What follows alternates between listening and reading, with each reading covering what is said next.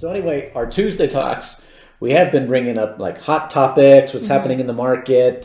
What's going on in your contracts. Yeah, coming soon stuff, how to deal with earnest money issues. But obviously we've got enough of a hot topic going on right now with... We're just going to keep going with this coronavirus, COVID-19, and how that's affecting our business right now. And so I think the best thing to do is keep you guys apprised of what's happening in the market real time. Yeah, week to week. Yeah, so last week we told you how many transactions we had written over the last week, how many closings we had, just to show you that no, the world hasn't ended and hasn't stopped.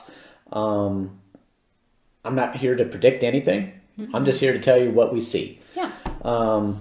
And we actually saw an email from another company that had a similar idea. They weren't just doing their own stats for their agents. They were doing RE Colorado stats. I'm like, oh, and you know, that was great. You know, we can learn from others, and like, that's a great idea. I mean, I like knowing what's happening in our own office. You know, that feels real. Sometimes if you give too big at numbers, it's like, well, how's that affect me? But what I did like is they were showing a year over year, and so you can't really compare. So even though we sound like we were really busy, it's like, well, what did we do last year? And so I wasn't giving you guys those stats, well, because we just threw this together, trying to get you information, which also would be kind of nice. You're hearing people online say, oh my gosh, this COVID is like crazy, but how's that compared to the flu? How's that compared to SARS? Are we supposed to be in a panic or not in a panic when you can't compare? It's helpful when you can relate the two to another situation. So again, we're not here to talk about COVID and whether it's a panic, whether it's the end of the world, or whether it's a blip. We're here just to talk about real estate and how our stats look and what's going on. So Stacey pulled up, and maybe we'll make a quick video later on how you guys can pull up this information too. It's very easy on RE Colorado. And we love it when I say we.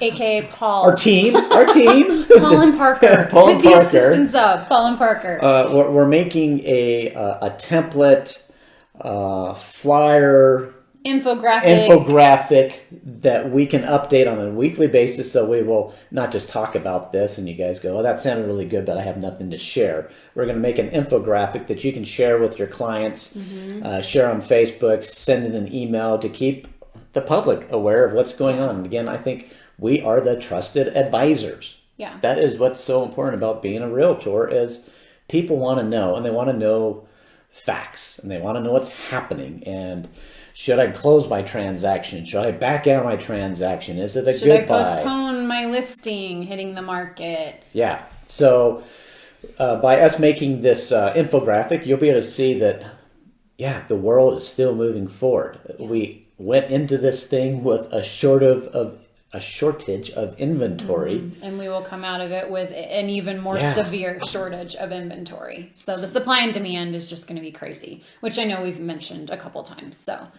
So let's see. What should we get? I don't want to overwhelm them in this talk because it's tough because what I did is I went into RE Colorado yesterday, and I'm going to start pulling the statistics from Monday to Monday. So yesterday I sat down and I looked at everything that happened from last Monday to yesterday, and I pulled 2017, I pulled 2018, I pulled 2019, and I pulled current for that same week of time. So we're looking at March 16th through March 23rd over the course of those years. I pulled new listings, I pulled under contracts, and I pulled solds. So maybe we just compare to make it easy last year to this year. And then our chart that we're putting together, our infographic, is going to show you a line of where 2017 was for that particular week, where 2018 fell, and you're going to see how these numbers all start to align. Yeah. So again, this is for conversation right now. But we will put this in writing in a graph so that you have it to share. Because when you listen to these numbers, they're going to go in one ear Yeah. and out the other. But do know that you can go into RE Colorado, and on your dashboard, you can do, there's a market watch that shows up in the left-hand column mid-screen. And you can see on a daily basis the new listings that hit, the under contracts that hit. You can change that to a 24-hour period of time, a 3-day period of time, and a 7-day period of time. So you can track daily if you want. Yeah. Okay. So I'm going to give you what happened in 2019 between March 16th and the 23rd. So that was just a week ago. Yep. A week ago. ago. So 2019. Got that? We No, had following. 1,849 new listings That hit the market in that 1 week. in that 1 week Last year. last year.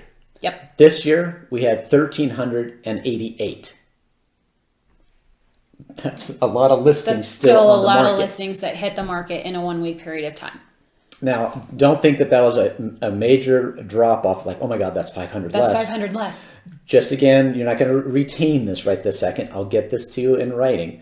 But 17 and 18, we've seen a drop in listings over those last 4 years. We went from 2,300 to 22 to 18 to 1388. So it's been going on a downward decline. That's of the new reason listings. why we talk about high demand, low supply, because our supply keeps getting shorter Yeah. and smaller every year. So yes, that was a drop off of almost 450.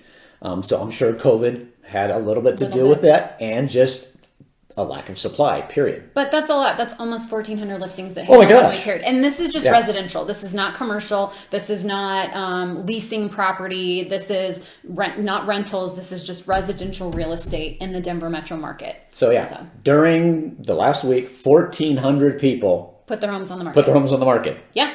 That was not an end of our market. Yeah.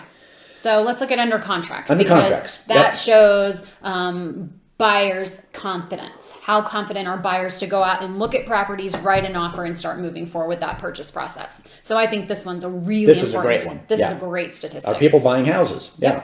Or putting houses under contract? Yes. Again, same period, the 16th through the 23rd. Here's a year ago, 2019, there were 1,746 properties that went pending in that 1 week. 1,746.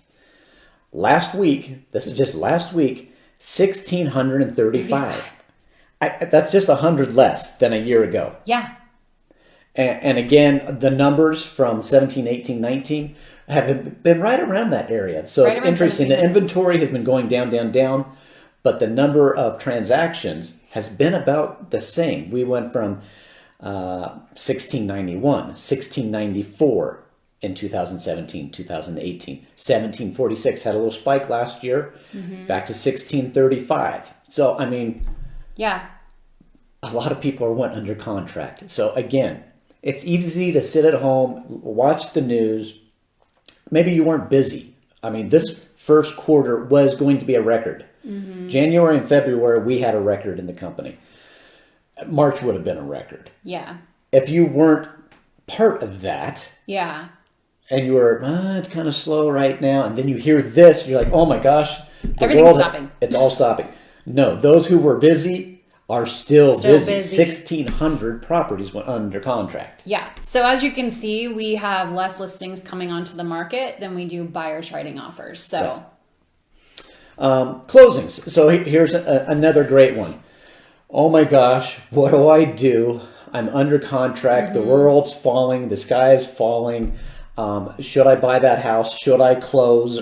Should I back out? Because we're yeah, hearing that. Yeah. And all these people that closed last week wrote these contracts before coronavirus Right. really got heated up. So they made those decisions to move forward on the purchase of a home prior to all this taking place. Yeah.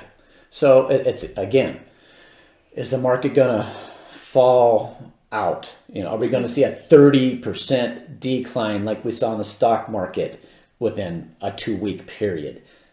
It's not. People are closing on their homes. They're confident. They feel good about the the state of the housing market. Yep. And they need houses. Yeah, and that this is going to be a short-term issue. This is not going to be a long-term issue, and that's what we're hearing from the buyers out there and the sellers, to be perfectly honest, is this is a short-term thing and it's going to end. Yeah. So I'm moving forward with my life. So here are the numbers, and these are... So this is for closed transactions. This is closed transactions. So again, your mind's thinking, oh my gosh, everyone's backing out. It's not happening. So in 2019, a week ago, 2019, that period, 16th through the 23rd, we had 1,175 closings. Yep. Last week, 1,353. More homes closed last week during coronavirus than a year ago in the same time period. Yeah, I mean, that's one that shows you that this was just going to be a record month. Yeah. Because it was just hot. But it also shows you the confidence. People can back out. People can walk away. From earnest money. They can leave earnest money. They can try and fight for earnest money. They can say, oh my gosh, this is... No, people need homes. People need a safe place to live. They need a bigger home, a smaller home, whatever. 1,353. That is the best closing week in the last 4 years in that week period. Yeah. In 2017, we had... 2018, we actually had 1,500. But we went 1,300, 1,500. Last year, only 1,100. And now up to 1,353. Yeah.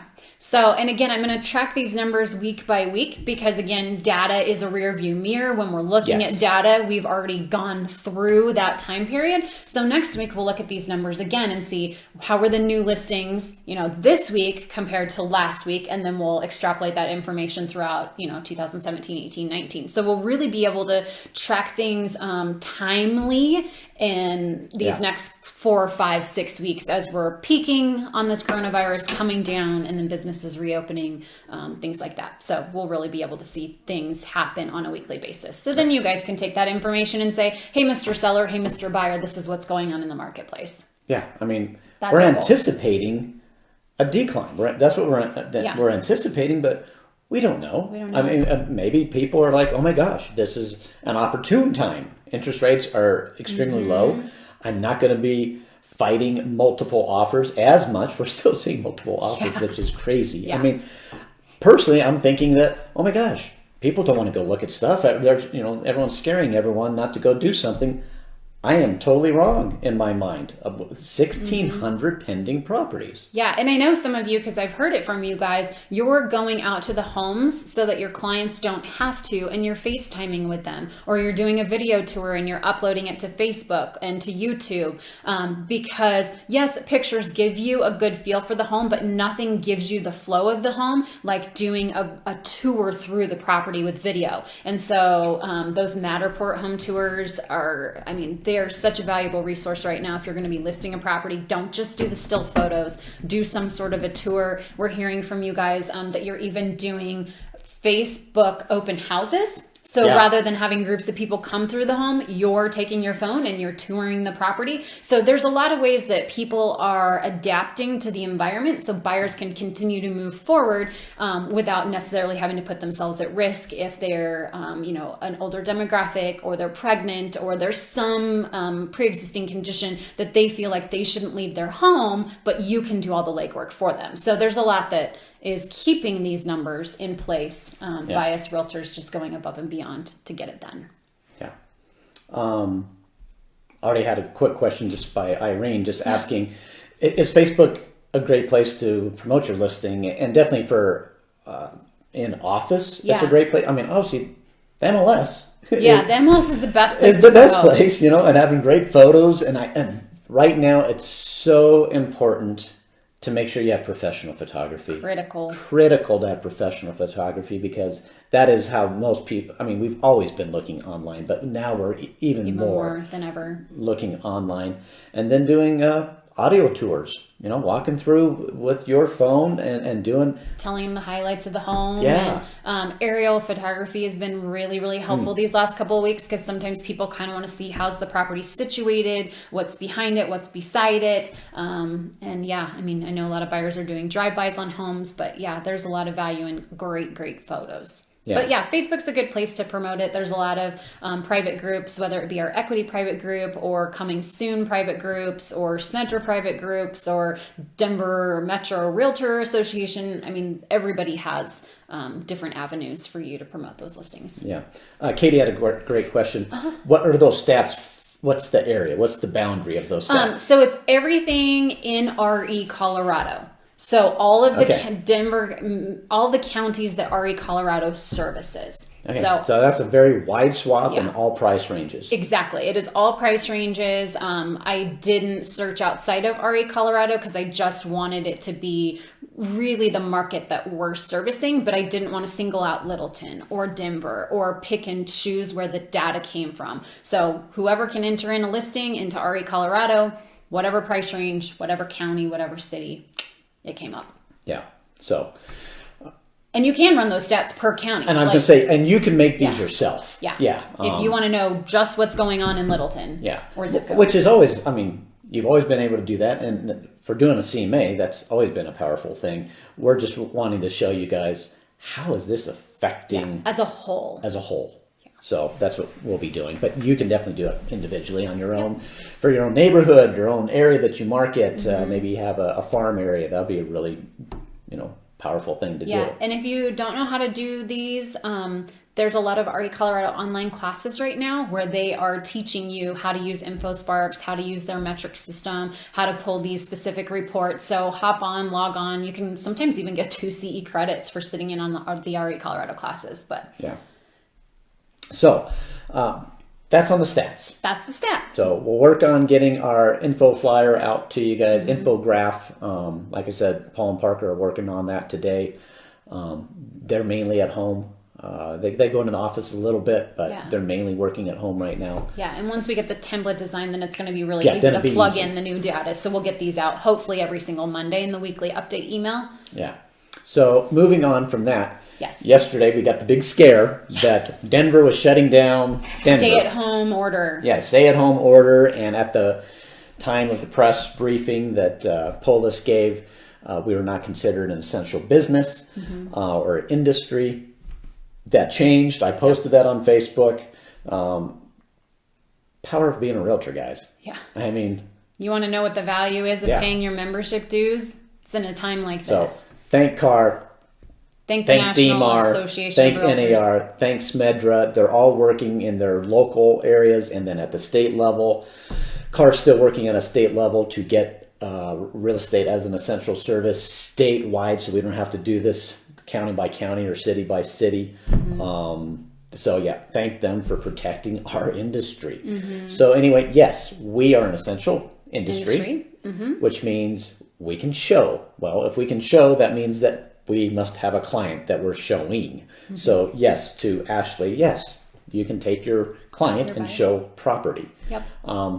Again, follow NAR rules of safety and precaution. I mean, I'm seeing people with the little latex gloves on, taking your, your cleaner, your sanitizer, and obviously you're not going to be showing someone who's thinking of relocating here from Atlanta in August. You're going to show them the whole 30 homes throughout the. This is for people who are serious, want to buy now, need to buy now, highly motivated. I need a home. Not, I'm kind of bored today, and I think this whole thing's a bunch of silliness. You guys have the right to say no.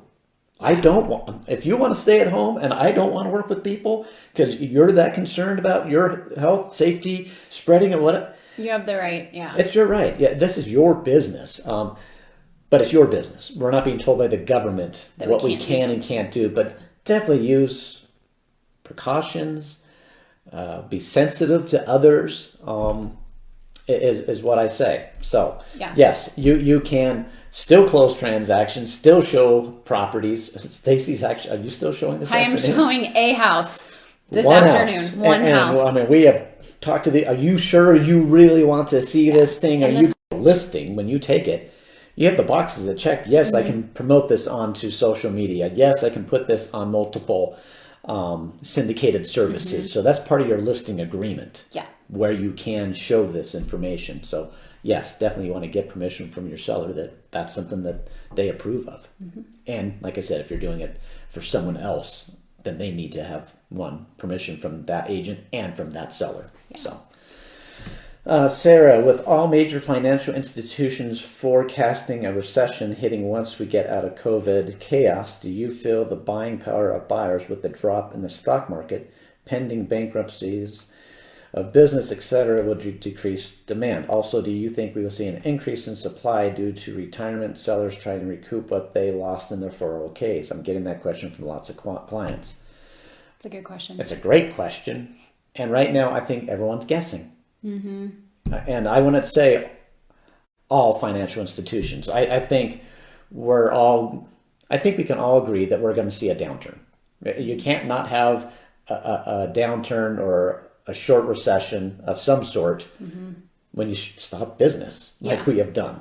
How long is that going to last? It's not going to be 1 quarter, 2 quarters. I don't think anyone knows the answer to that. We're guessing. Yeah. I mean, the charts and graphs that I've been reading in all of the news publications, and not that anybody has a crystal ball, but it's showing a decrease. I'm wanting to use the number 5%, a decrease of 5% in the second quarter, an increase of 3% in the third quarter, and then an increase of 6% in the fourth quarter. Yeah. So we're definitely looking at a decrease for this second quarter. How long that lasts and how impactful that is, we don't know. Buying power of buyers with the drop in the stock market.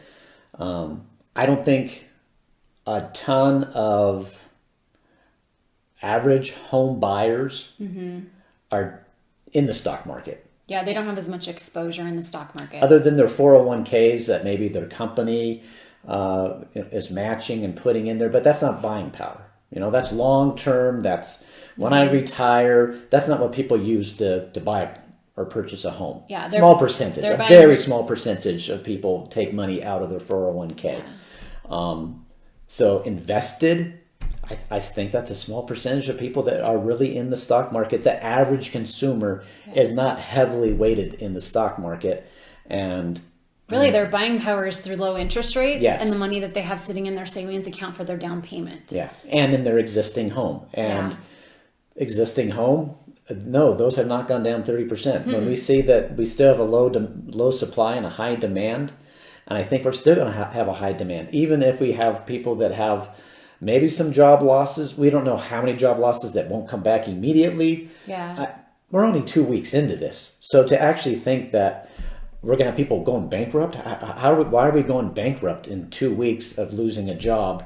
Yes, if someone loses their job for 6 months and can't get back into it, well, that definitely is going to be detrimental. If they're out of a job for a month, 2 months, I'm not sure if that means that they're going to not be able to make mortgage payments. We're still waiting for Congress to figure out are they giving us $1,500 per person? We don't know. So I think there's just so much up in the air right now that I'm not going to be a doomsday sayer, because it was such a strong market, and you're already hearing the president say, "I'm not going to let this thing kill this economy that has just been roaring." There's got to be a balance. Whether you like Trump, you don't like Trump, but you believe in shutting things down, not shutting things down. I think there has to be a wise decision made here on how to balance everything. Yes, we don't want people dying, but also we don't. When you hear people losing 30% of their retirement, and they're pushing that 65 or 70, and they're finally there. We went through this, 2008, and we've built back so well, and we're feeling so good. And then to have that wiped out again because of a virus, you're like, oh, there's got to be something else we can do here. So I'm hopeful. Yeah, and what I'm hearing from the local economists is that despite what's going on with unemployment, job loss, people just having their jobs put on hold right now, or less hours while they're working remotely, despite all that, despite the losses in the stock market, housing prices will be going up in the Denver metro area. So we are in our own little bubble. We have our own little environment going on here. And despite all of that, because we can't build enough homes and because our population growth, we are going to see home values go up. So, and Steve Harder said, the markets are up 9%. And they're up mainly, not because we have solved this coronavirus thing, but because we have people talking, look, we can't shut down the country for months. We can't do it. I mean, compassionate, whatever you want to call it, to save people from death, destruction, we have to balance people. There just has to be a balance because things like this occur. And we can't, every time this happens, we can't just shut down markets, ruin prosperity, and when you take away money from people and prosperity, I mean, that induces risk as well for taking care of people. They can't pay for insurance. I mean, who knows what the ramifications. So I'm hoping there's smarter people out there than myself that will make good decisions, not to cripple us one way or the other. Is what I'm hoping for. And in the meantime, we can only be responsible for our actions. And if we can be, giving and contributing by staying home, limiting our time in grocery stores, limiting our public interaction, we're doing what we can to contribute to the greater whole. And hopefully come April 10th, April 15th, whatever that date looks like, we're going to be slowly on. And I'm not going to stop this thing. No, it's not. It's going to run its course. We're just trying to flatten the curve. Flatten the curve. So, hi, Misty. Glad you're on here. Appreciate the positivity. And I mean, I'm not trying to be. It's going to be just roaring. And this is. I'm trying to be realistic. And we what don't we're know seeing everything, and what but we're feeling. And it's scary. I don't like being stuck. I'm not out running around. I haven't been to a grocery. Stacey's gone to the grocery store, I think once in the last 10 days. I mean, we're stuck here. It's not fun. I don't like it. But I'm going to get out for a bike ride here, it looks like, because it's a beautiful day. It's warmed up a bit. But we're just trying to be realistic. Give you guys the tools you need. We'll get you these infographics, and we'll share the real data. And if we end up seeing data here in a couple of weeks, oh my gosh, that was a horrible week. Well, that's what we're going to see. We're going to tell you. Or we might say, oh my gosh, it's still, I don't know. So educate your clients, keep doing your thing. So Beth, great question. Are photographers, inspectors, appraisers still coming into homes? Movers, could we recommend some on our site, taking precautions and working so we can assure our clients they are taking these precautions? So yes, I've seen emails from photographers and what they're doing to protect the homeowner. They're asking the homeowner to not be present when they come in. I actually have a perfect flyer, Joe Pavelis, with 360 to, what's your company name, Joel? 360. I'm going to post his flyer because he shared it with us so that we know what his company's protocol is. And it tells you how to prepare and what the photographer's precautions are. So I'll post that just so that you guys have it. Great. So, when we get these emails, I'll put them up on Facebook. I mean, we're getting inundated with them, so I'm assuming you guys are too, but maybe you're not. But I don't have any from moving companies. I know everybody's doing different things, but if you guys have things that are coming to you, feel free to share them out. So, what else? Same with movers. So anything that we get, we'll put them on there. But again, reach out. We've got the vendor page. So if you don't know about that, Beth, you're a little bit newer. You might not know that we've got the vendor page. It's a file. So it's on Facebook. It's right here on this channel. If you go to the file button off to the left-hand side of Facebook, you can download vendor page. And we update that thing. Parker updates that thing every few weeks. And reach out to them and ask them too. But we'll try and keep you apprised. But things are moving so quick that, we're not constantly putting stuff. We're answering the phone. We're talking to you guys so much. But we'll try and keep you apprised of that kind of stuff. I think that hits everything I wanted to hit today. We will get you the infographic created here shortly. And we'll get information out for doing our little happy hour on Zoom. And hope to see you guys soon. Be safe. Be healthy. Be smart. And take care. Thanks so much for joining us today. See ya.